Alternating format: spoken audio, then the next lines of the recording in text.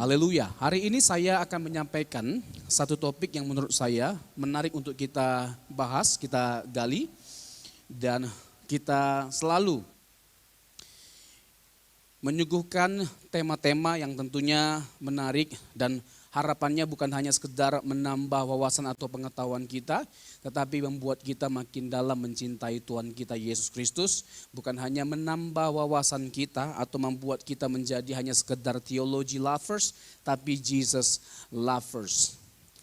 Saya akan membahas tentang Roh Kudus atau pneumatologi, pribadi dan karya dari pribadi ketiga dari Allah Tritunggal, yaitu Roh Kudus.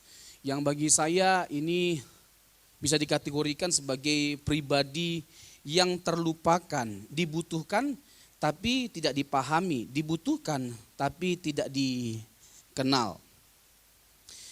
Seberapa dalam kita mengenal Roh Kudus? Siapa Roh Kudus bagi setiap kita? Apa bayangan kita ya ketika kita mengingat tentang Roh Kudus?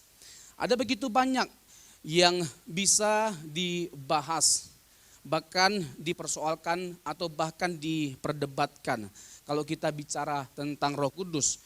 Beberapa di antaranya adalah, benarkah Roh Kudus itu adalah pribadi? Karena ada yang menganggap dia hanya sebagai energi atau kekuatan saja, kekuatan Allah. Benarkah karunia-karunia roh? Cek tes. Benarkah karunia-karunia roh atau bahasa roh itu sudah berhenti?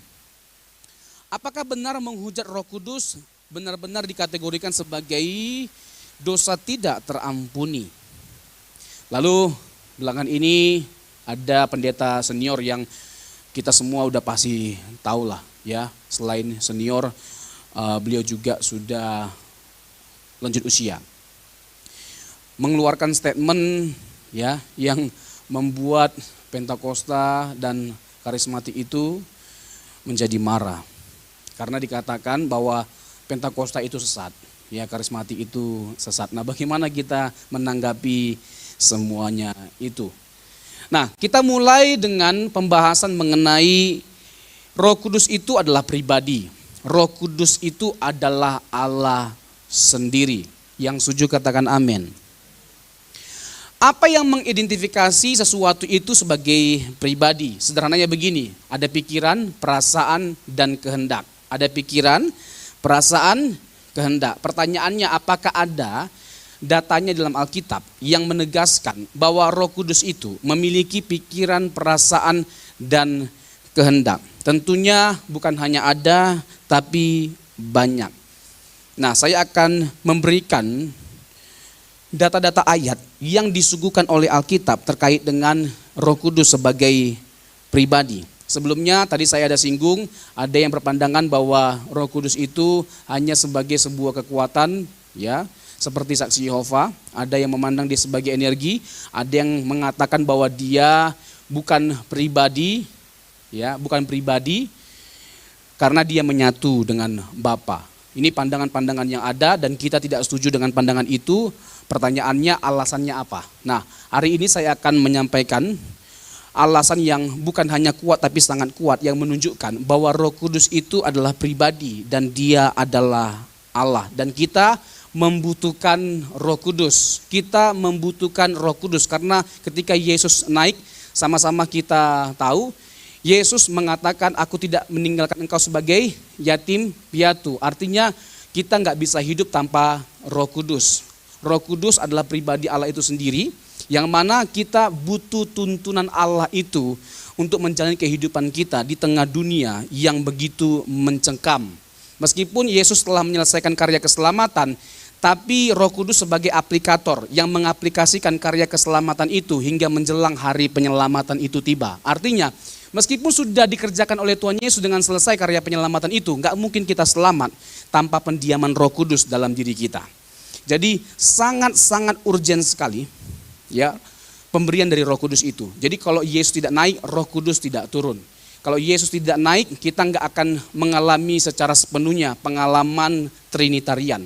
Allah kita Tritunggal, dan ketika Yesus naik, Roh Kudus menjadi representatif dari Allah Tritunggal.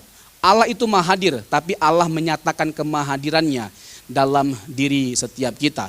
Mengapa begitu penting sekali kita membahas tentang Roh Kudus? Karena memang tadi tanpa Roh Kudus tidak mungkin teraplikasi keselamatan yang dikerjakan oleh Tuhan Yesus dengan sempurna dalam diri kita. Tanpa Roh Kudus nggak mungkin ada pertobatan, nggak mungkin ada keselamatan terjadi dalam kehidupan kita. Jadi kalau kita bicara tentang Roh Kudus, nah ini dia. Memang kita nggak bisa pungkiri ada kelemahan dari sisi kita Pentakosta dan karismatik. Biasanya hanya melulu tentang bahasa roh, karunia-karunia roh, hanya berkutat di situ. Sehingga saya katakan tadi di awal, Roh Kudus itu dibutuhkan, tapi tidak dipahami, tidak dikenal. Nah ini kan miris sebenarnya, itu sama seperti kita, ya kan? Ada orang kaya, baiknya luar biasa, murah hatinya luar biasa, pokoknya dia setiap hari mewarnai kehidupan kita dengan kebaikannya. Tetapi kita nggak mengenal orang yang baik sama kita gitu loh. Ya kan? Kita nggak kenal, itu kan miris sekali gitu loh. Bukan hanya nggak mengenal, tapi tidak menghargai. Ya kan? Kita membutuhkannya karena kita ingin apa? Ingin memuaskan hasrat kita. Ini bahasa vulgarnya, hasrat kita dalam pelayanan. Ya kan, terkesan untuk memuliakan nama Tuhan, tapi ujung-ujungnya show off. Ya kita bisa melihat ada banyak kasus, apalagi di kalangan Pentakosta, ada banyak contoh-contoh ekstrim atau kontroversial, sampai disuruh pegang sepatu lah. Masih mending kalau sepatu baru, kalau sudah sepatu nggak pernah dicuci, udah 3 tahun baunya setengah mati, jadi terkesan ya tumbang karena urapan, padahal karena saking baunya. Ya Allah, ya. Nah, jadi saya harap memang seminar kita ini benar-benar membuka wawasan dan ya saya mendorong setiap kita untuk menyiapkan pertanyaan, ya, siapkan pertanyaan sebanyak-banyaknya. Ya kalau bisa yang paling sulit. Ya kalau masalah nanti dijawab atau tidak itu nomor 2. Ya, oke. Jadi Roh Kudus itu adalah pribadi karena dia memiliki pikiran, perasaan dan kehendak. Nah, saya akan buktikan dengan menggunakan ayat-ayat Alkitab bahwa Yesus memiliki pikiran, perasaan, kehendak. Alkitab menggambarkan bahwa Roh Kudus memiliki akal budi. 1 Korintus pasal yang kedua ayat yang ke-10. Juga pengetahuan 1 Korintus pasal yang kedua ayat yang ke-11. Memiliki pikiran Roma 8 ayat 27. Mungkin nanti akan ada banyak ayat yang saya suguhkan. Tapi tidak mungkin juga bisa ditampilkan dengan cepat. Tapi ada beberapa ayat yang menjadi penekanan khusus untuk saya jelaskan nanti. Lalu memiliki emosi. Efesus 4 ayat 30. Lalu memiliki kehendak. Yakobus 1 ayat 18. Dan Kisah Para Rasul 16 ayat yang ke-6. Bahkan Roh Kudus juga berpikir. Yohanes 15 ayat 28. Dan dia juga berbicara, Kisah Rasul 8 ayat 29, bahkan Roh Kudus juga mendengar. Untuk meneguhkan kebenaran ini saya tambahkan beberapa argumentasi yang menunjukkan bahwa dia benar-benar pribadi. Misalnya, kita dilarang ya untuk mendukakan roh. Efesus 4 ayat 30, boleh dibuka ayatnya. Bahwa Roh Kudus adalah sesuatu yang diberikan oleh Tuhan bagi setiap kita oleh Allah menjelang hari penyelamatan. Untuk itu jangan kita mendukakan Roh Kudus. Lalu kita dilarang untuk memadamkan roh. 1 Tesalonika 5 ayat 19. Dan jangan sampai juga kita menghujat Roh Kudus. Markus pasal yang ketiga ayat 29. Nanti juga bisa dilihat dalam Matius pasal yang ke-12 ya. Bahwa menghujat Roh Kudus itu dikategorikan sebagai dosa tidak terampuni. Ya, Matius pasal 12 secara khusus nanti Bapak Ibu bisa baca di ayat-ayat terakhir. Matius pasal 22 sampai 37. Apa yang dimaksud dengan dosa menghujat Roh Kudus? Pertanyaan ini adalah klasik sifatnya, sering dipertanyakan.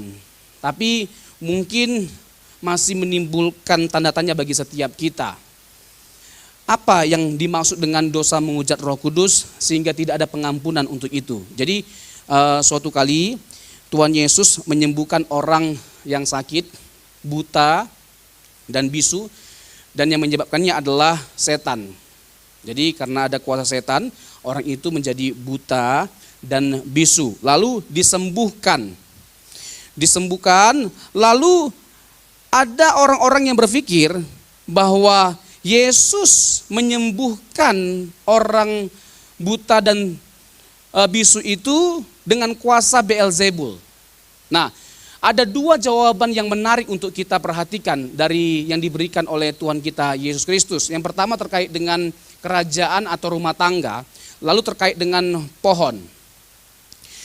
Keluarga atau rumah, maksudnya begini. Jadi Matius menekankan dari sejak awal bahwa Yesus itu dipenuhi oleh Roh Kudus. Bukan hanya pada waktu dia dibaptis, tapi sejak dia dalam kandungan.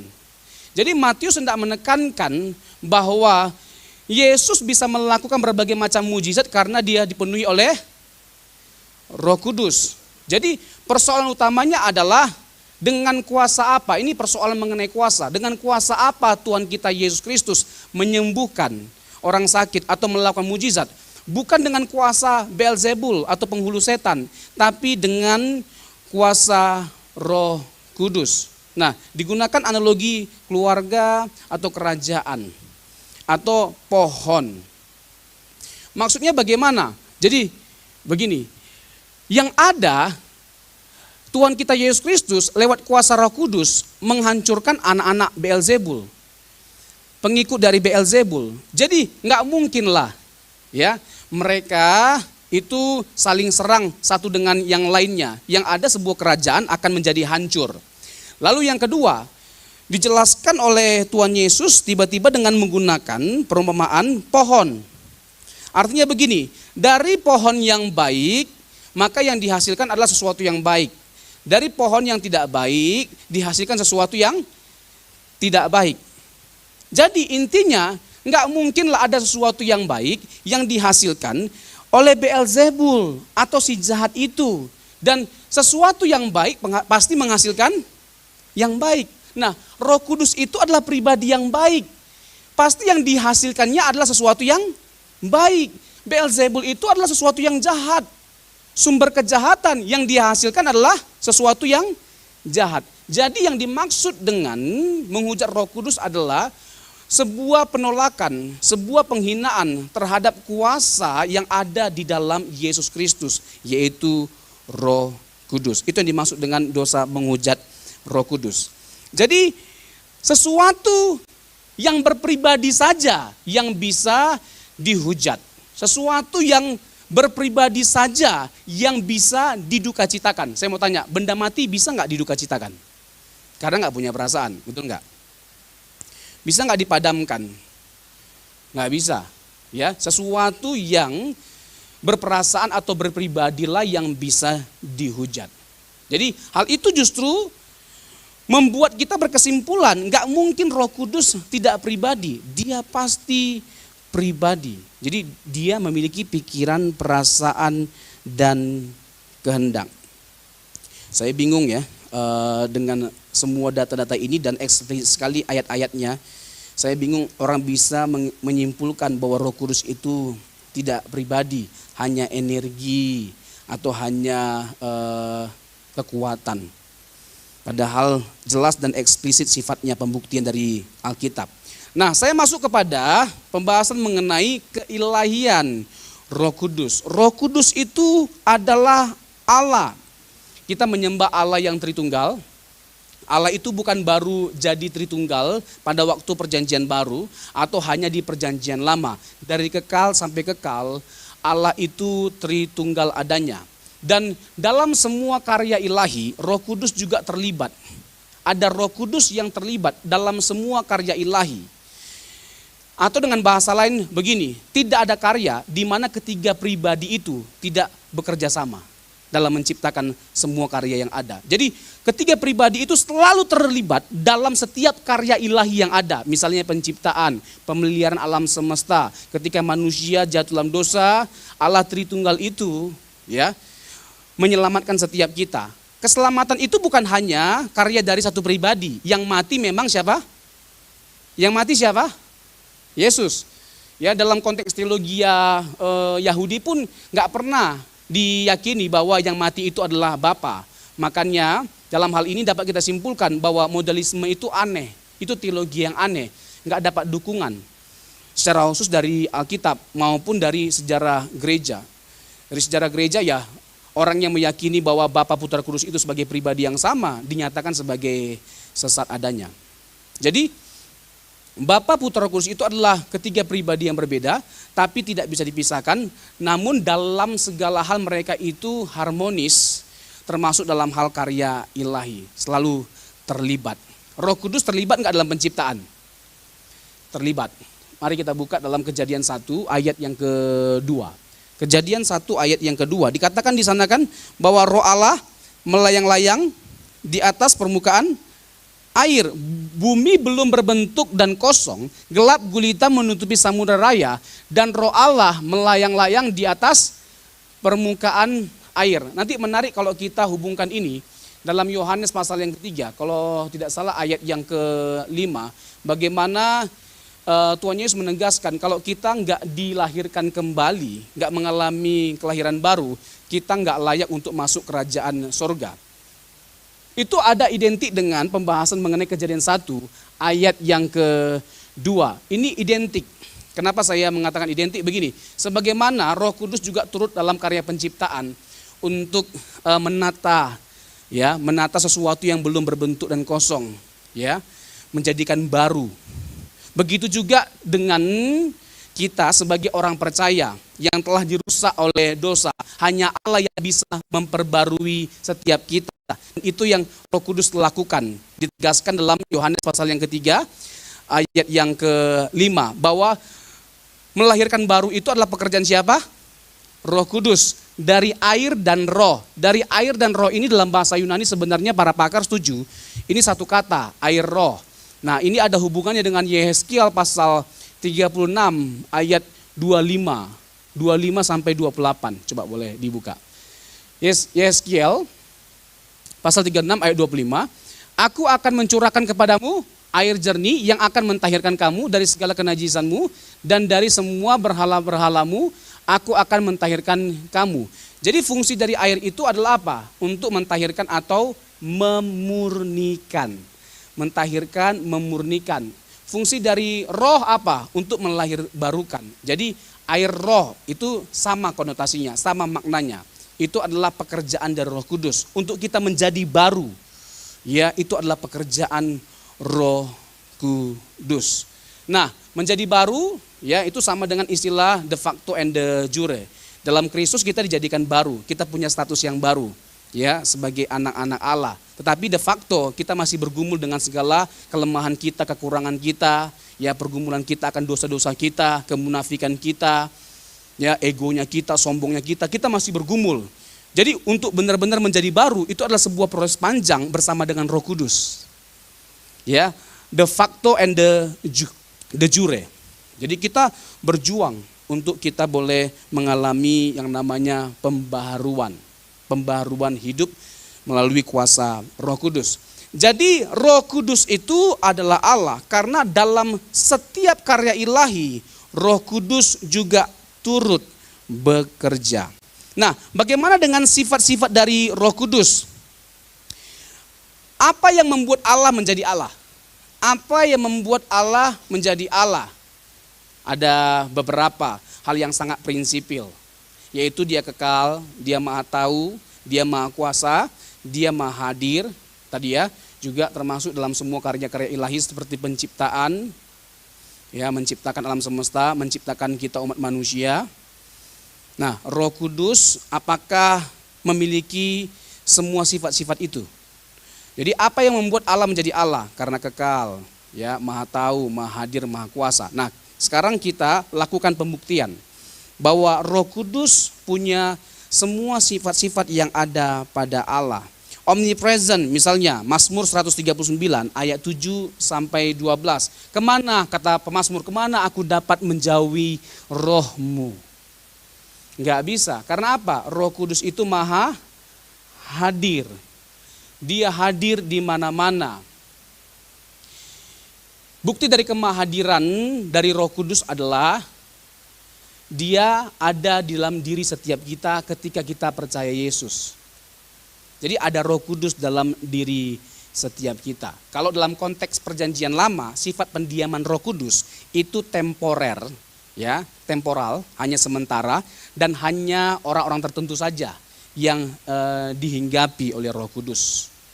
Tetapi dalam konteks PB, ya, lewat kematian Kristus, lewat kebangkitan Kristus, semua kita yang percaya kepada Yesus itu dipenuhi oleh Roh Kudus dan itu permanen sifatnya. Makanya Efesus 4 ayat 30 dikatakan bahwa janganlah kita memadamkan atau mendukakan roh, ya, yang diberikan oleh Tuhan hingga menjelang hari penyelamatan itu tiba. Jadi bersifat permanen.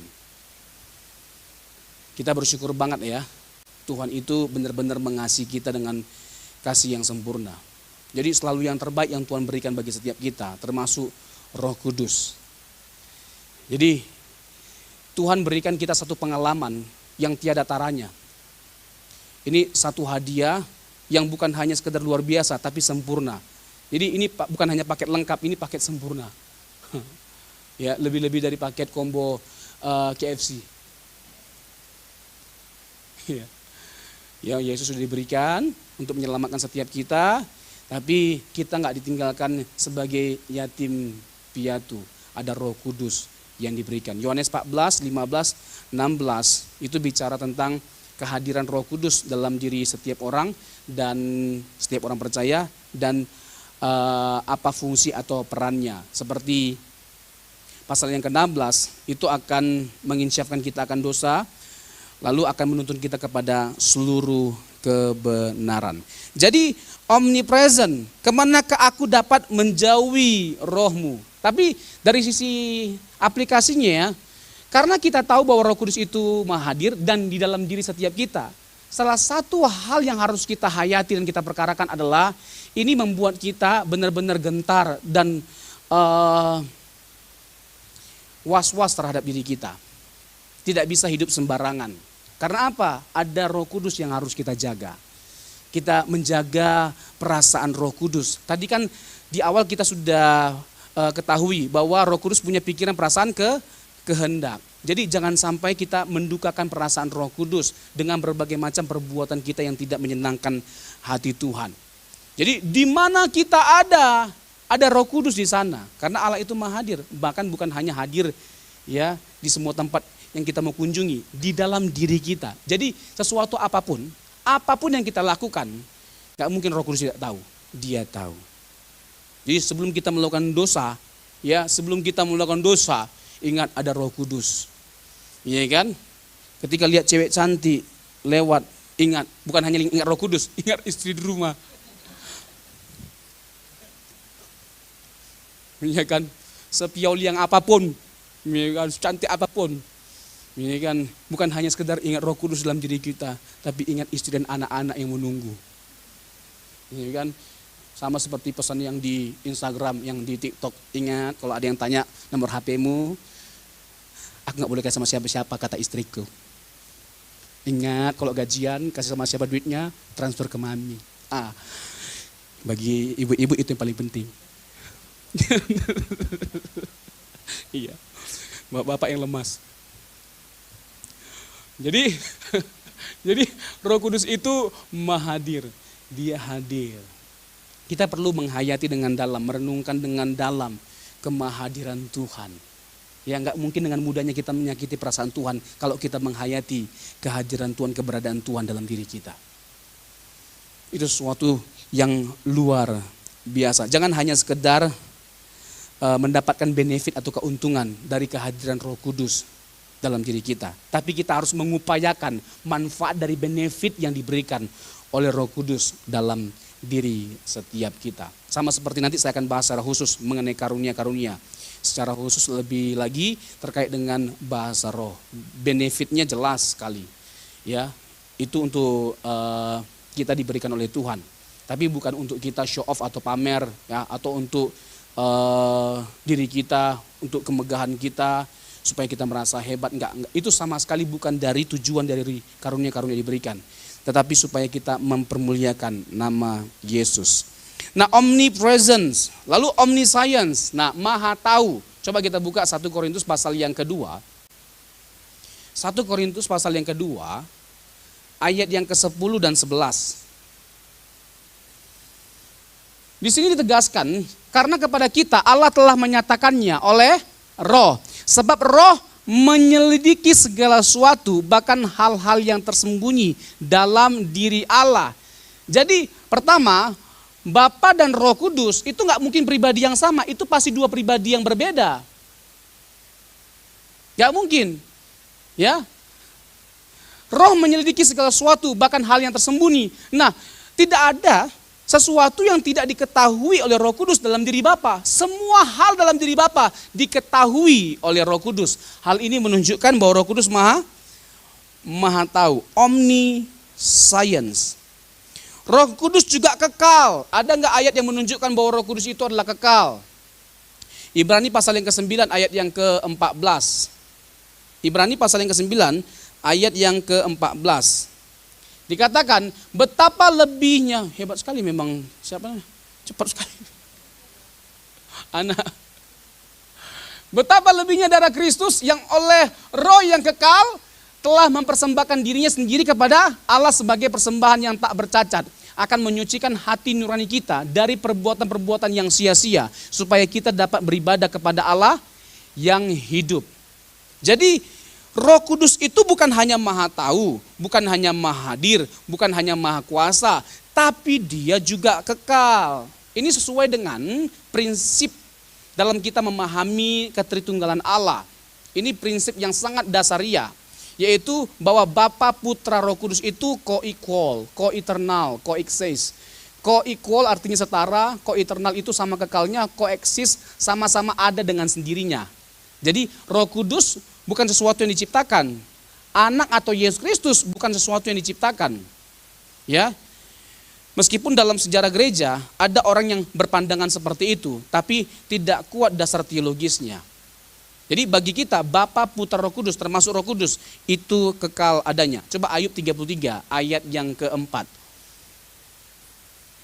Ini demi seminar CNC mati-matian saya menghafal banyak ayat. Ya kan, habis ini besok dilupakan. Ayub 33 ayat 4, sama-sama kita baca. Roh Allah telah membuat aku, dan nafas yang maha kuasa membuat aku hidup. Jadi Roh Allah selain Kejadian 1 ayat 2, data itu, ada Ayub 33 ayat 4 yang meneguhkan kebenaran bahwa Roh Kudus tercipta, terlibat dalam menciptakan setiap kita. Jadi nggak mungkin bisa ada alam semesta tanpa ada Roh Kudus. Jadi jelas sekali Bapak Ibu, Roh Kudus memiliki sifat-sifat Allah. Roh Kudus terlibat dalam semua karya ilahi. Roh Kudus sebagai pencipta alam semesta, Roh Kudus setara dengan Bapa dan Anak. Bahkan ia tampil sendiri bersama Sang Bapa dan Sang Anak dalam perjanjian baru. 2 Korintus 13 ayat yang ke-13. 2 Korintus 13 ayat yang ke-13. Ini sering diucapkan dalam doa berkat. Kasih karunia Tuhan Yesus Kristus dan kasih Allah dan persekutuan Roh Kudus menyertai kamu sekalian.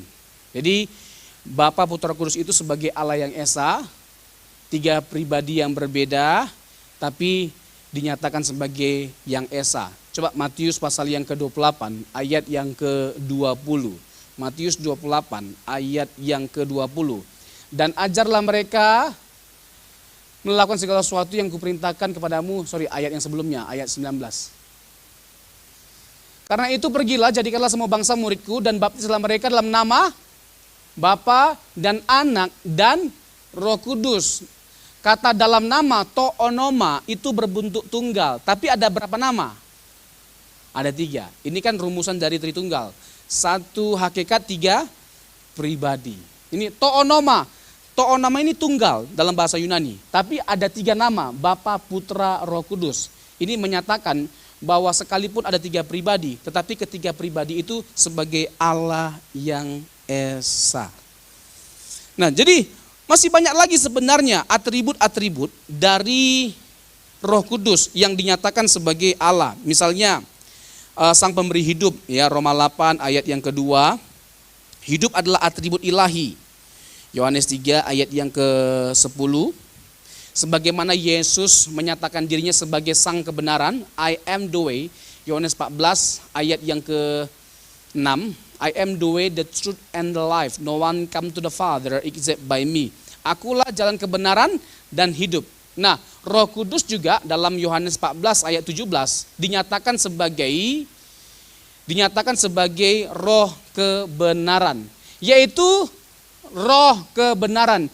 Dunia tidak dapat menerima dia, sebab dunia tidak melihat dia dan tidak mengenal dia. Tetapi kamu mengenal dia, sebab ia menyertai kamu dan akan diam di dalam kamu. Ada yang mengartikan penolong yang lain ini bukan Roh Kudus. Tetapi penghibur yaitu Roh Kudus akan diutus oleh Bapa dalam namaku. Dialah yang akan mengajarkan segala sesuatu kepadamu dan akan mengingatkan kamu akan semua yang telah kukatakan. Ya, yang akan diutus oleh Bapa dalam namaku.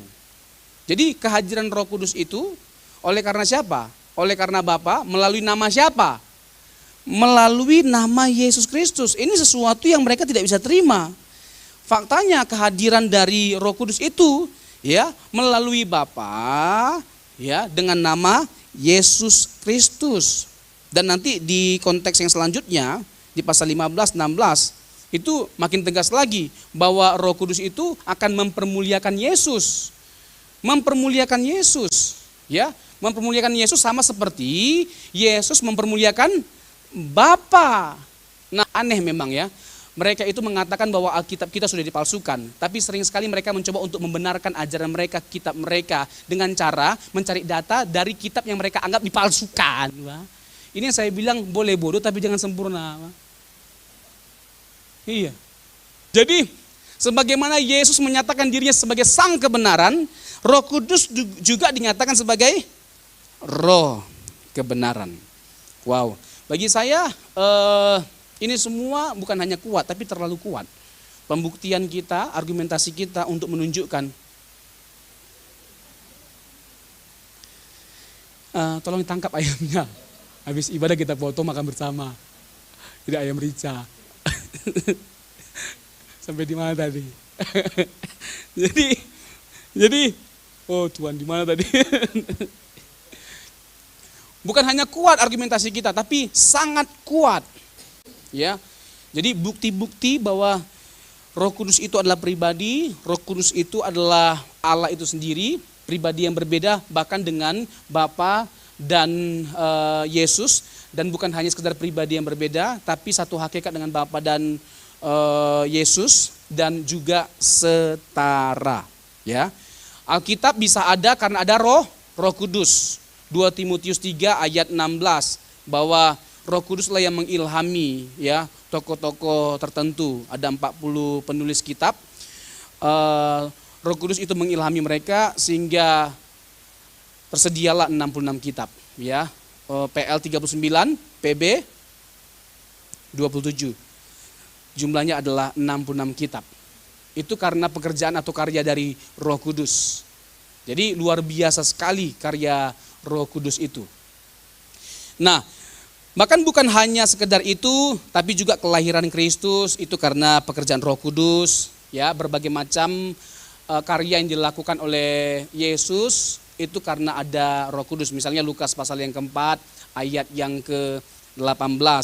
Di sana dikatakan bahwa Roh Kudus mendiami atau tinggal dalam diri Yesus sehingga Yesus melakukan berbagai macam mujizat. Roh Tuhan ada padaku, oleh sebab ia telah mengurapi aku untuk menyampaikan kabar baik kepada orang miskin, dan ia telah mengutus aku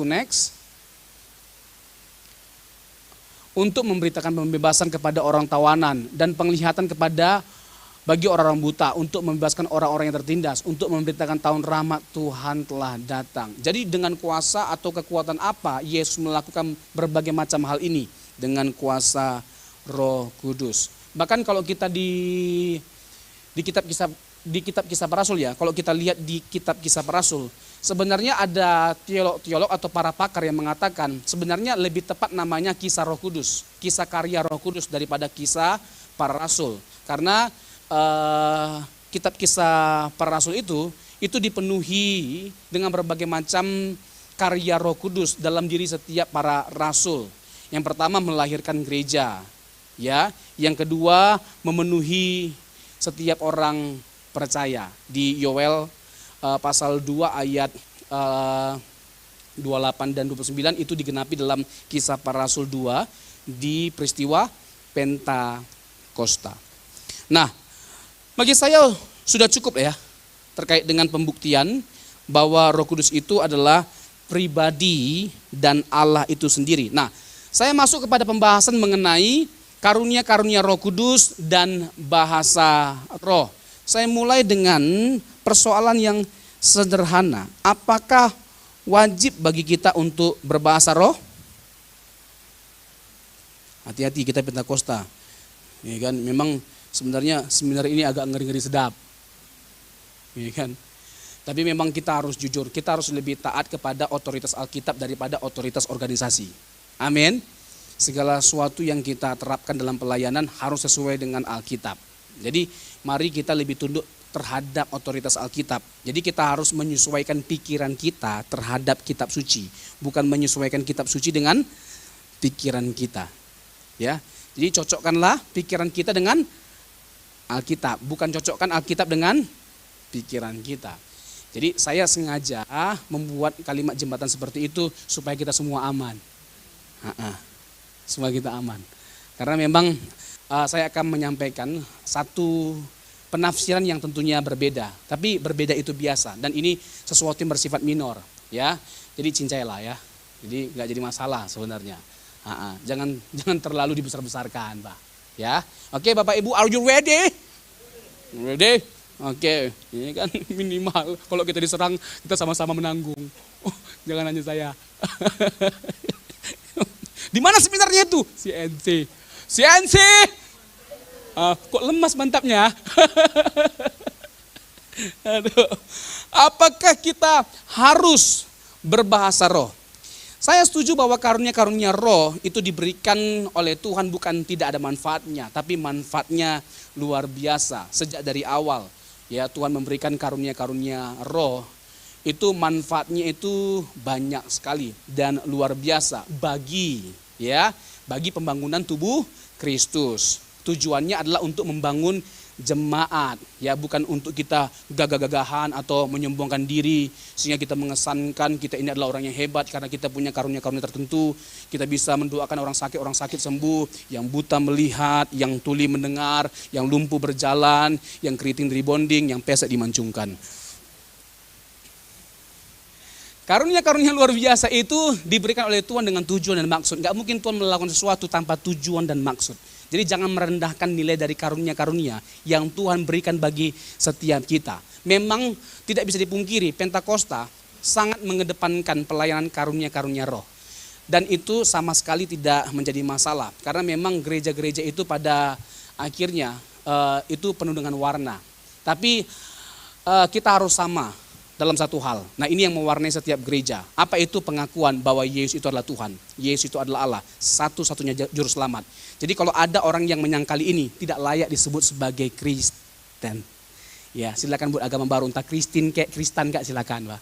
Tapi selama mengakui diri sebagai Kristen, dia harus mengakui bahwa Yesus itu adalah Allah, dia kekal, dia satu-satunya juru selamat. Tidak ada yang bisa menyelamatkan kita selain Yesus Kristus.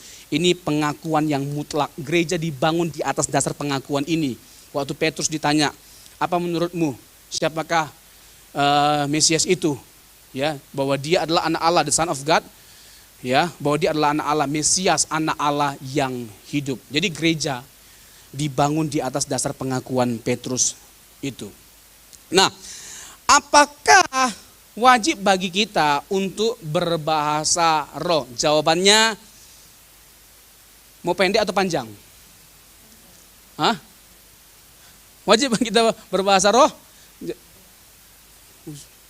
Kalau panjang tidak. Kalau pendek tidak. Oke. Kita tidak wajib untuk berbahasa roh. Tapi bagaimana dengan Kisah Para Rasul pasal yang kedua, di mana kehadiran Roh Kudus ditandai dengan adanya bahasa roh. Ya, yang ke-120 orang itu dipenuhi oleh Roh Kudus dan mereka berbahasa roh. Ada lidah-lidah seperti nyala api, ada badai, lalu ada bahasa lidah. Nah, bagaimana kita menanggapi ini? Memang betul, tapi itu kan penggenapan dari kitab Yoel pasal yang kedua ayat 28 dan 29, penggenapan. Jadi Tuhan tidak menyatakan bahwa hal itu sudah terjadi, sudah tergenapi lewat peristiwa Pentakosta. Jadi Roh Kudus sudah hadir. Jadi hendak ditegaskan ada sebuah babak baru di mana dalam tanda petik ya, kalau pakai bahasa sehari-hari ada pergantian pemain. Sekarang waktunya Roh Kudus yang menyatakan karya. Itu maksudnya Kisah Para Rasul pasal yang kedua. Dan Tuhan tidak pernah bermaksud untuk menjadikan bahasa roh sebagai tanda permanen. Jadi ada penghiburan bagi kita ya yang merasa berkecil hati karena nggak bisa berbahasa roh. Ya, dan jangan pernah ya ada orang yang menganggap ya dirinya sebagai orang yang lebih dewasa rohani, lebih rohani daripada orang yang nggak berbahasa roh. Hanya karena berbahasa roh dianggap lebih dewasa, lebih rohani. Enggak apa? Saya percaya ya bahwa bahasa roh itu ada tujuan dan maksudnya. Salah satunya 1 Korintus pasal yang ke-14 ayat yang ke-4 untuk membangun diri sendiri. Tapi ingat, Paulus katakan tapi lebih baik untuk bernubuat ya, apalagi dalam pertemuan jemaat. Karena apa? Karena kalau orang bernubuat itu bisa dicerna, bisa dipahami.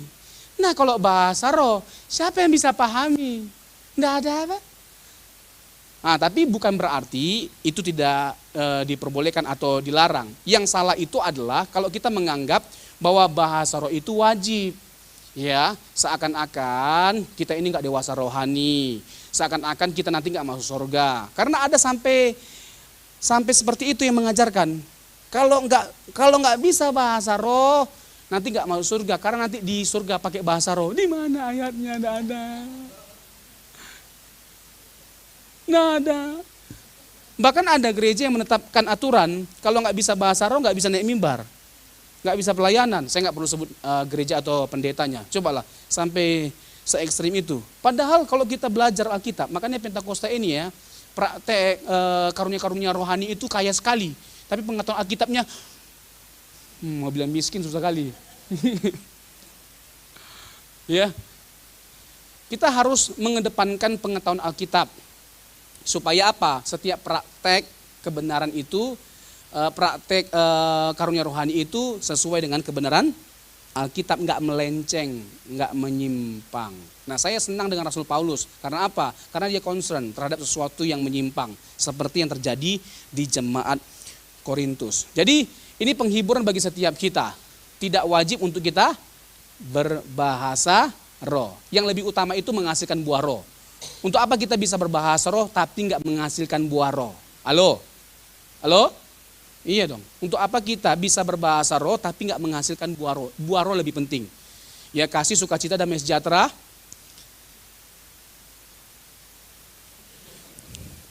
Terakhir penguasaan diri. Ya. Iya. Kok nggak ada bunyinya.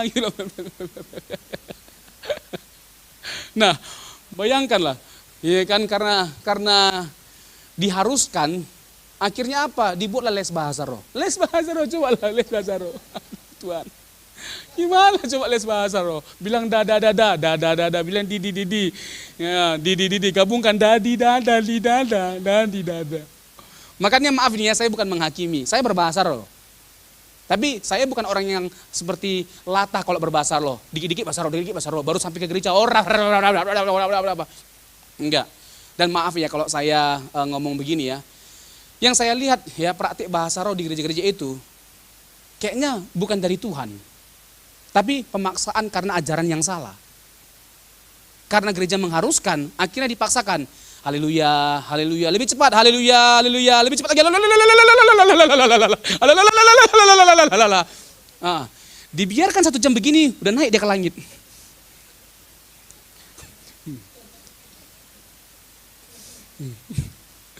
Iya kan? Iya, ini pemaksaan. Iya, ada teman saya punya pengalaman seperti ini. Jadi ada pembicara dari luar negeri kan, orang bule nih.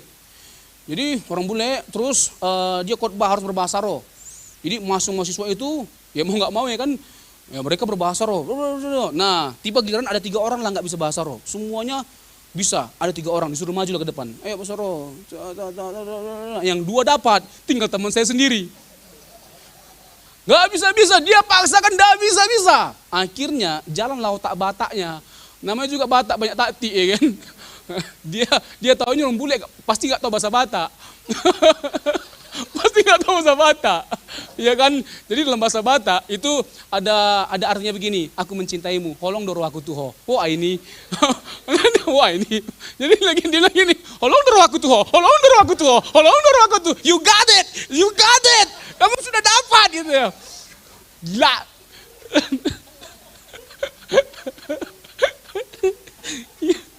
Aduh Tuhan, ya kan, ya begini nih. Akhirnya penerapannya kacau, ya kan, dipaksa, diharuskan. Padahal Alkitab nggak pernah mengharuskan untuk kita berbahasa roh. Kenapa saya bilang terkesan itu kayaknya palsu? Karena apa? Tadi diharuskan. Cobalah, bahasa rohnya sama semua, dari belakang sampai depan, semuanya bahasanya roh sama. Laba-laba di depan sampai belakang laba-laba. Jadi Spiderman, Mbak. Hah? Terus ada yang berbahasa roh sekaligus curhat. Kuraba-raba saku kurata rata-rata. Habis uangnya. Ketawa-ketawanya. Kuraba-raba saku kurata. Kuraba-raba saku kurata. Iya. Ada yang sandal lama ganti sandal baru. Iya kan? Ada yang terkesan kayak bahasa Manado. Kia pangan lama-lama.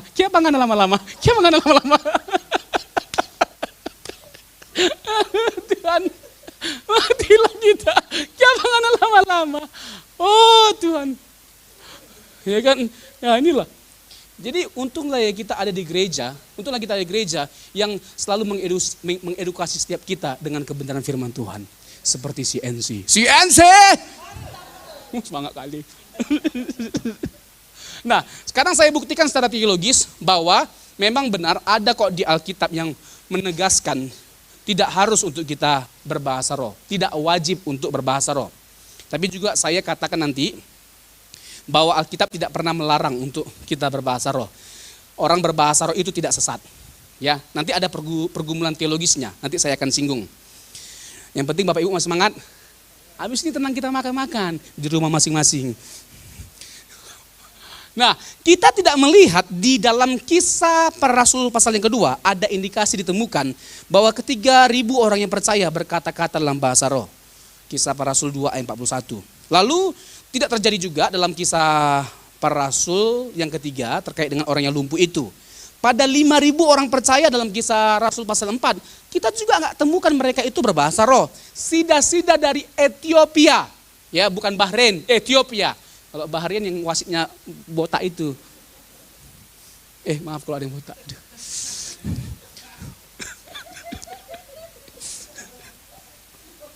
Iya kan? Aduh Tuhan, ya kan? 90 tambah 6 berapa?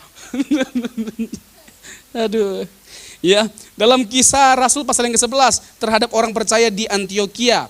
Lalu pada orang percaya lainnya dalam pasal 13, 14 dan 16. Kita nggak temukan bahwa dalam kasus-kasus itu mereka berbahasa roh. Jadi bukan tidak berdasar ketika kita mengatakan tidak wajib untuk orang berbahasa roh, tapi juga jangan kita melarang orang untuk berbahasa roh. Ada beberapa ya yang saya mau tekankan terkait dengan itu. Yang pertama terkait dengan manfaat. Coba 1 Korintus 14 ayat yang keempat dan 5. Untung si Ana yang mengoperasikan jadi bisa cepat. Dia lebih cepat membuka daripada bibir saya.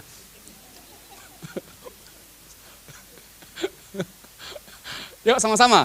Siapa yang berkata-kata dengan bahasa roh, ia membangun dirinya sendiri. Tetapi siapa yang bernubuat, ia membangun jemaat.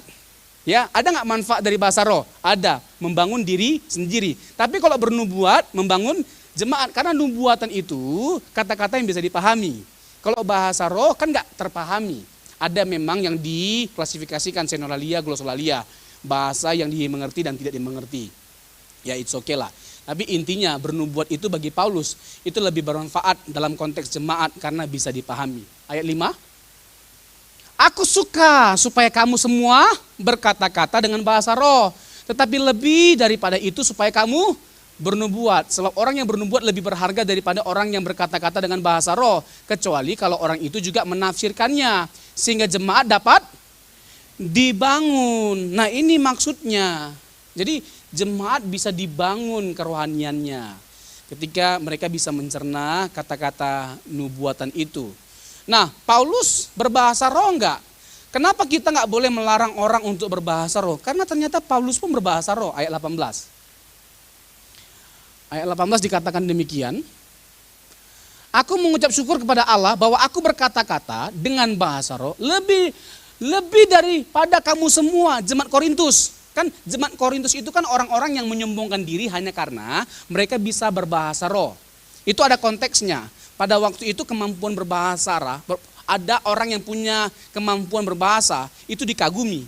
Jadi ketika mereka bisa berbahasa roh, kayak mereka menempatkan diri mereka di atas atau lebih unggul daripada orang-orang lainnya. Atau karunia-karunia lainnya. Jadi ada orang yang seperti itu, mereka menyombongkan diri dan menyalahgunakan karunia berbahasa roh itu. Hanya untuk pamer jadinya, hanya karena bisa berbahasa roh. Nah, Paulus mengatakan begini, selesai mereka dengan kalimat Paulus ini. Artinya begini, udahlah kamu gak usah menyombongkan diri, kalau soal bahasa roh aku lebih banyak berbahasa roh daripada kalian. Aku lebih banyak, kita gak tahu, jangan-jangan dalam sembari pelayanan pun Paulus sedang berbahasa roh. Ketika dia jalan kaki, ya, dia pelayanan, mungkin dia sambil berbahasa roh, itu yang membuat dia berkesimpulan bahwa dia lebih banyak ya menggunakan bahasa roh. Nah, terus ayat yang ke-39. Nah ini mantap nih Paulus nih. Ini salah satu ayat yang bisa kita pergunakan untuk mendukung keyakinan kita bahwa bahasa roh itu belum berhenti atau tidak berhenti, karunia-karunia roh itu tidak berhenti. Nanti ada sesuatu yang meneguhkan lebih dari ini. Karena Paulus itu mengajak atau mendorong untuk tidak melarang orang menggunakan bahasa roh. Ya, siapapun teolog di zaman ini, apakah mereka lebih hebat dari Rasul Paulus? Siapa mereka? Ya, pendeta A, pendeta B, siapa mereka? Ya, sekalipun ada pendeta yang sangat senior, meskipun mereka senior, tetap kita hormati. Ya, tapi kalau yang mereka ajarkan ternyata bertolak belakang dengan kebenaran firman Tuhan, jangan berkecil hati, tetap yakini. Ternyata keyakinan kita itu kuat kok, ada dasar Alkitabnya kok. Praktek kita bahasa roh didukung oleh Alkitab. Yuk sama-sama kita baca.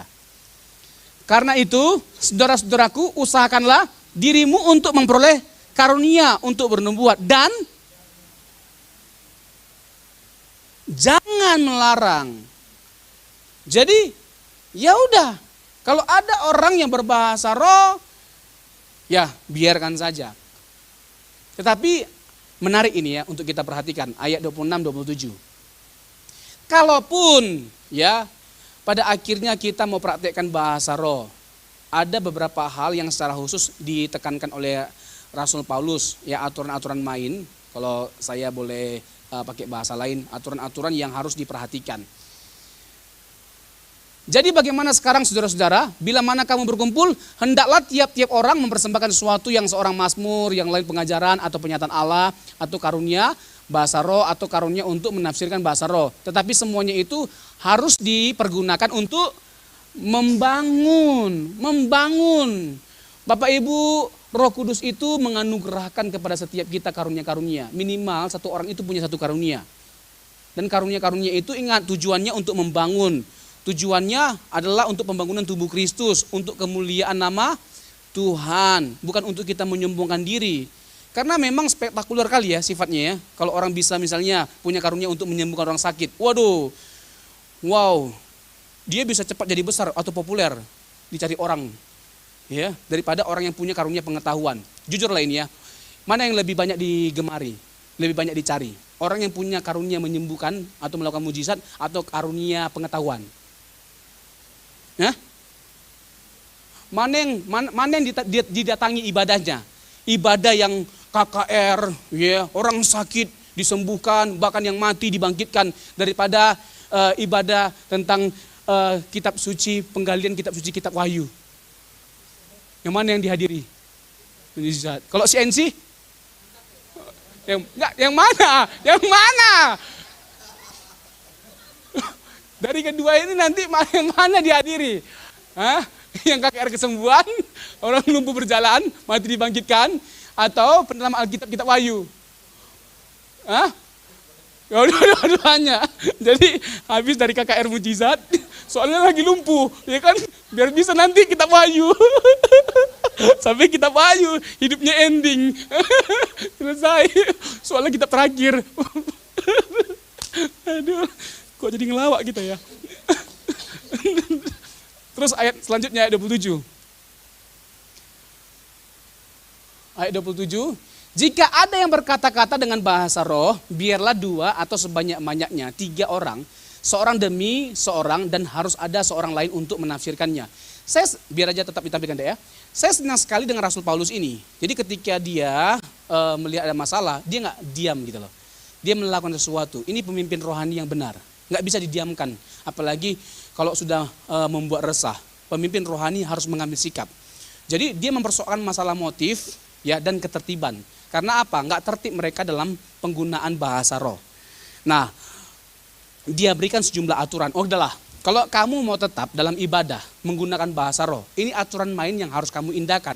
Supaya terjadi ketertiban, keteraturan, dan kesempurnaan cinta. Kok jadi nyanyi? Jika ada yang berkata-kata dengan bahasa roh, biarlah 2 atau sebanyak-banyaknya 3 orang. Seorang demi seorang, dan harus ada seorang lain untuk menafsirkan. Jadi punya karunia lebih dari 1 nggak jadi masalah. Nggak jadi masalah. Ya misalnya punya karunia berbahasa roh, tapi juga punya karunia menafsirkan. Tapi intinya, kalaupun pada akhirnya mau kita terapkan karunia berbahasa roh, 2-3 orang, lalu ada yang menafsirkan. Supaya apa? Supaya bermanfaat, supaya ada faedah. Supaya memberikan faedah atau manfaat kepada jemaat-jemaat yang lainnya yang hadir. Jadi saya rasa udah clear sekali ya bagi kita untuk menunjukkan bahwa bahasa roh itu alkitabiah dan masih berlangsung sampai hari ini. Bukan hanya bahasa roh, tapi karunia-karunia roh yang lainnya. Nah sekarang 1 Korintus pasal yang ke-13. 1 Korintus pasal yang ke-13 ayat 8 sampai 11. Timbul perdebatan di sini. Ya, timbul perdebatan di sini dan saya akan memberikan jawaban yang sesederhana ini. Ya, sebenarnya ini sesuatu yang complicated sebenarnya, cukup rumit sebenarnya. Sampai saya nggak tidur, ya kan, untuk menggarap ini. Tapi demi CNC, kita buat yang baik semudah mungkin. Kasih tidak berkesudahan, nubuat akan berakhir, bahasa roh akan berhenti, pengetahuan akan lenyap. Next. Sebab pengetahuan kita tidak lengkap dan nubuat kita tidak sempurna. Nah ini dia ayat 10. Nah disinilah perdebatan para pakar, ya para teolog.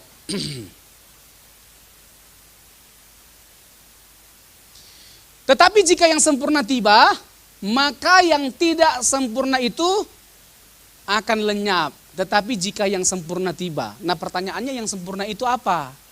Jadi ada yang menafsirkan itu terkait dengan para rasul.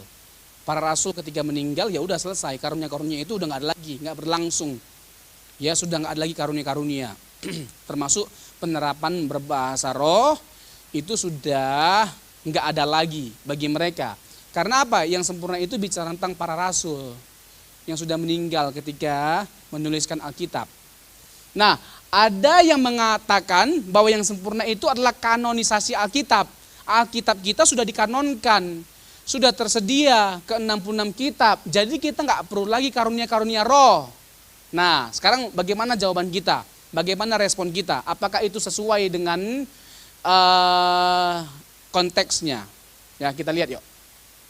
Ketika aku kanak-kanak, aku berkata-kata seperti kanak-kanak, aku merasa seperti kanak-kanak, aku berpikir seperti kanak-kanak. Sekarang sudah aku menjadi dewasa, aku meninggalkan sifat kanak-kanak itu. Nah jawabannya di ayat 12.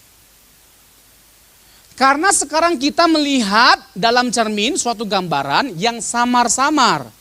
Tetapi nanti kita akan melihat muka dengan muka. Sekarang aku hanya mengenal dengan tidak sempurna, tetapi nanti aku mengenal dengan sempurna. Seperti aku sendiri dikenal. Jadi yang sempurna itu bicara tentang apa? Kedatangan Yesus kali kedua, muka dengan muka. Pertanyaannya, apakah kedatangan Yesus kali kedua sudah terjadi? Belum. Jadi sebelum Tuhan Yesus datang kali kedua, karunia-karunia roh itu masih berlangsung, masih terjadi. Bisa nangkap? Jadi kalau dipahami dalam pengertian kanon itu aneh. Karena apa?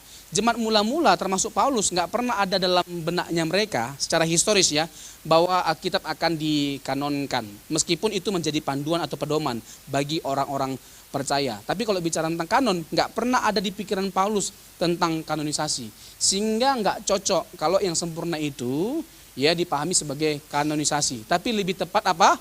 Bicara tentang kedatangan Tuhan kali kedua. Jadi Bapak Ibu, kalau kita ya berhadapan sama orang yang sakit, jangan ragu-ragu untuk mengaktifkan iman kita. Ya kan, lagi sakit, udah lama sakit ya. Terus terpapar di tempat tidur atau di rumah sakit, jangan ragu-ragu untuk mendoakan. Ya masalah mati atau tidak itu masalah nomor 2 lah. Ya kan, pas kita doakan malah mati. Berarti Bapak Ibu tetap punya karunia mematikan orang. Itu juga karunia. Karena ada keluarga-keluarga tertentu yang minta, ya udahlah kami udah pasrah Pak, kami udah pasrah. Ya kan, ya daripada seperti ini nggak apa-apa, dipanggil Tuhan juga nggak apa-apa. Ya itu juga karunia. Nah Bapak Ibu masuk di situ. Jadi dari 5 kali yang Bapak Ibu doakan, 6 diantaranya meninggal. 1 lagi belum didoakan udah meninggal. Belum didoakan udah meninggal. Aduh Tuhan, aduh.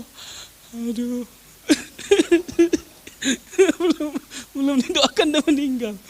Jadi bagi saya udah clear lah ya masalah bahasa roh ini. Nah, saya mau menjawab pertanyaan yang lainnya terkait dengan bahasa roh. Nah, karunia-karunia roh, apakah Pentakosta sesat? Ada nggak penyimpangan ajaran dalam Pentakosta? Ada nggak? Ya tadi kan mengenai penerapan karunia-karunia yang keliru atau yang menyimpang seperti bahasa roh. Atau mengenai teologi kemakmuran, ya kan, orang Kristen harus kaya, kalau nggak kaya berarti dia nggak sungguh-sungguh mencintai Tuhan. Terus kalau kita sakit kita harus mengaktifkan iman, harus sembuh dan pasti sembuh, kalau tidak sembuh berarti tidak beriman. Waduh, bagi saya yaitu kekeliruan, tapi bukan sesat, ya itu kekeliruan tapi bukan sesat. Jadi bagaimana dong reaksi kita terhadap pendeta senior itu yang mengatakan Pentakosta atau karismatik sesat? Nah begini Bapak Ibu, kategori sesat itu kalau begini. Kategori sesat itu seperti yang saya katakan tadi. Kalau nggak mengakui Yesus sebagai Allah, kalau tidak mengakui Yesus sebagai satu-satunya juru selamat, nggak mengakui Allah sebagai Tritunggal atau Alkitab adalah firman Allah, itu sesat. Nah Pentakosta mengakui nggak itu semua? Karismatik mengakui nggak? Jadi kita nggak bisa dikatakan sesat kalau mengakui. Jadi kita respect sama, saya nggak perlu sebut nama pendeta itu, kita respect banget ya sama beliau. Apalagi beliau itu telah memberikan spirit yang luar biasa, di masa tua pun tetap aktif, luar biasa lah pokoknya, radikal, mencintai Tuhannya, ya kan, ke pelosok-pelosok. Aduh, spiritnya harus kita ikuti. Itu sesuatu yang luar biasa, legacy yang diwariskan bagi setiap kita. Seperti saya sangat mengagumi beliau. Tetapi beliau tuh di masa tuanya kayak ada kebocoran-kebocoran. Bocor. Nah, jadi harus ditambal. Ya, atau memang perlu adanya pergantian. Ya, udah tua juga. Kasihan juga. Ya, jadi nggak bisa lah kita seenaknya menilai orang lain. Ya, kalau perbedaan yang bersifat minor, yaudahlah cincailah. Ya, tapi kalau yang mayor nggak bisa dong. Kita harus tegas menyuarakan.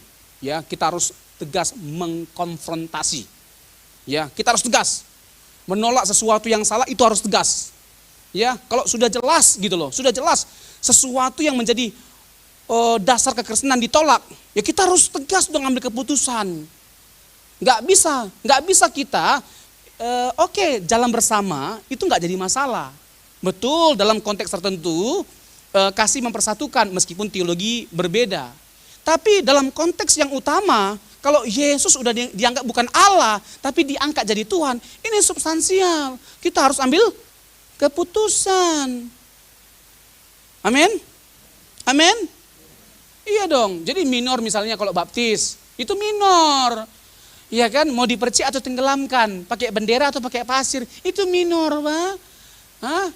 Itu minor. Jangan persoalkan masalah caranya, persoalkan dong substansinya. Substansi dari baptisan itu pertobatan. Jadi dibaptis kita pun berkali-kali, kalau nggak bertobat, apa artinya? Apa? Nggak ada apa artinya. Iya kan? Makanya saya nggak setuju sama gereja-gereja yang menetapkan baptisan sebagai syarat pernikahan. Kok jadi syarat pernikahan? Itu lambang pertobatan. Apakah dia otomatis jadi bertobat hanya karena dibaptis sebelum nikah? Kayak mendowngrade gitu loh. Ingatkan dong jemaat, ingatkan siapapun. Baptisan itu lambang dari pertobatan. 10 kali pun kita dibaptis, di Jordan pun kita dibaptis. Tetap sama. Nggak akan mengubah apa-apa kalau kita nggak bertobat. Jadi baptisan itu adalah lambang dari pertobatan. Oh enggak, yang benar itu ditenggelamkan, dicelup kayak teh celup. Ya udah silakan, tapi bertobat ya. Oh yang benar itu dipercik. Ya udah, ya tapi bertobat ya. Oh enggak, yang benar itu pakai pasir. Ya udah silakan, nggak jadi masalah, tapi bertobat ya. Jangan kita jadi berkelahi berantem hanya karena ini masalah ini, Pak. Nggak ada habis-habisnya, berantem terus gereja hanya karena masalah ini loh. Kalau di sekolah teologi ya, aduh, sampai keluar ini urat kita debat masalah ini. Baru di bahasa aslinya baptiso. Iya kan? Ngapain lah? Kita persoalkan yang lebih substansial. Oh, harus disunat, itu minor. Mau disunat silakan. Enggak juga silakan. Yang menyelamatkan tapi ingat, Tuhan Yesus ya, beriman kepada Yesus bukan karena kamu disunat. Ya, kamu diselamatkan karena percaya Yesus. Kamu dipotong pun sampai 7 kali sampai habis.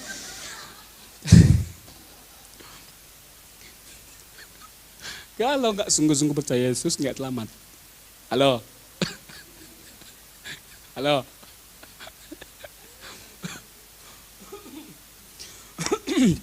Amin. Ya. Ya. Ini yang minor-minor. Ya, jadi ya udahlah. Ya, perpuluhan atau tidak perpuluhan, wajib atau enggak, ya udah, itu minor. Tapi menjadi serupa dengan Tuhan Yesus, itu adalah sebuah kewajiban yang harus kita peragakan setiap hari dalam kehidupan kita. Mau kaya atau miskin, ingat, kita punya kewajiban hanya ada satu ketika kita memilih percaya Yesus. Apa itu? Menjadi seperti Yesus. 1 Yohanes 2 ayat yang ke-6. Barang siapa yang mengaku mengenal dia, ia wajib hidup sama seperti Yesus. Kita nggak punya lagi hak atas hidup kita ketika kita ditebus oleh Yesus. Hak atas hidup kita dimiliki oleh Yesus. Yang setuju katakan amin. Dan kita butuh Roh Kudus untuk memperagakan hidup Tuhan kita Yesus Kristus. Galatia 5 ayat 18. Galatia 5 ayat 18. Iya dong, kita punya kewajiban. Yaitu memberi diri kita dipimpin oleh Roh Kudus supaya kita menghasilkan kehidupan Kristus. Dimulai dari yang sederhana, praktekkanlah kebenaran dan kasih itu dari rumah. Bagaimana suami makin sayang sama istri. Amin, Bapak-bapak. Iya dong, iya kan, bagaimana menghargai setiap kebaikan yang dia lakukan, dia sudah berjuang. Kalau buat makanan gak enak, bilang aja, enak kali. Meskipun dia menderita. Iya kan, udah berjuang membesarkan anak. Iya kan, anak ada 6, iya kan, hanya beda setahun. Iya kan, ada yang satu seperti Hulk, Spiderman, Superman. Iya kan, hargai dong. Gak bisa kebayang bagi aku kalau istriku bukan mami. Sarang yuk Mi. Istrinya langsung dandan. Iya kan? Pi, aku tuh kemarin mimpi, dia mau ulang tahun soalnya. Aku tuh mimpi, pas ulang tahun aku mendapatkan cincin, aku mendapatkan kalung, anting yang mahal. Tiba besok dong, ulang tahunnya. Wih, luar biasa suaminya. Bawa kado dong, kotak hadiah. Tahu nggak apa isinya? Buku tafsiran mimpi. Cincin apa artinya? Kalung apa artinya? Yang minimal kan dapat kado. Itu kan membantu. Terinspirasi kayaknya bapak-bapak di sini. Enggak untuk dipraktekkan, Pak. Yang ada ditendang. Masih bisa tidur bersamanya di mujizat. Aduh Tuhan, udah habis waktu kita. Jadi karunia-karunia itu sesuatu yang diberikan oleh Tuhan memiliki manfaat yang luar biasa. Tapi lebih dari semuanya itu yang harus kita ingat adalah semuanya itu adalah untuk membangun jemaat, membangun tubuh Kristus, dan untuk kemuliaan nama Tuhan. Jadi ya kita harus perhatikan bersama-sama ya terkait dengan masalah bahasa roh tadi, penyimpangan atau penggunaan yang salah dari bahasa roh, dan kita harus ingat tujuan dari karunia-karunia itu diberikan. Jadi sekian pemaparan dari materi seminar kita terkait dengan Roh Kudus. Kesimpulannya adalah Roh Kudus itu adalah pribadi, dan bukan hanya pribadi, Roh Kudus itu adalah Allah.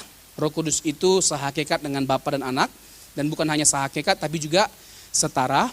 Dan karunia-karunia diberikan, karunia-karunia roh diberikan bagi setiap kita untuk menolong kita dalam kita melakukan pekerjaan Tuhan selama kita hidup di dunia ini. Dan kita harus memberikan diri kita untuk dipimpin oleh Roh Kudus supaya menghasilkan kehidupan Kristus dalam kehidupan kita. Tuhan Yesus memberkati.